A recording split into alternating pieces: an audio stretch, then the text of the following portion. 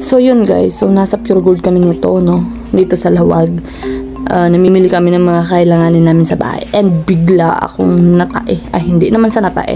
Bigla akong nakaramdam ng pagkatae. Gusto kong tumae, ganun, papalabas na ganun. So, bumili ako ng tissue, guys. First time ko lang talagang tumae. O mag-evap. Tae pa talaga. Mag-evap dito ang tawag dito, sa mall. Oh my gosh, nakakahiya. Pero hindi ko na talaga kayang pigilan, no? Imbes naman, mas okay naman yung mag-CR na ako dito kaysa naman sa katayaan ko yung short ko, diba? Ay, pantalong ko, diba? Kakaya yun. Kasi guys, kagaling lang namin ng samgyupsal, ganon. So, ang dami kong nakain. Kaya naman ito gusto nang lumabas ng mga kinain kong iba kasi punong-puno na yung tiyan ko. So, dito, naglalakad ako. Papunta akong banyo, diba?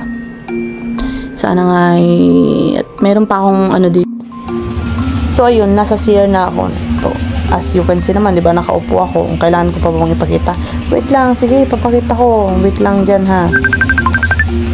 So, ayun, may tumawag. At ngayon, oo, halata naman siguro sa boses ko may obe. Yun, so, nung nakikita nyo, eto nga, nandito na ako sa CR. Tumatain na ako nun, mga be. Ayun, so, hawak ko yung pabango na yan kasi parang hindi mo umuwi yung tae ko. Ano ba? Common sense, common sense. Ayan, oh, papakita ko sa inyo na talagang nag-e-evaps ako. Ayan, oh, diba? So, kinuha ko yung pabango na yan para mabango. Ganon, hindi maamoy nila. Hindi nila maamoy yung tae ko. So, yung pabango pala na yan, nasa yellow basket. Check out nyo na. Yung bango niyan, sobra. Bye!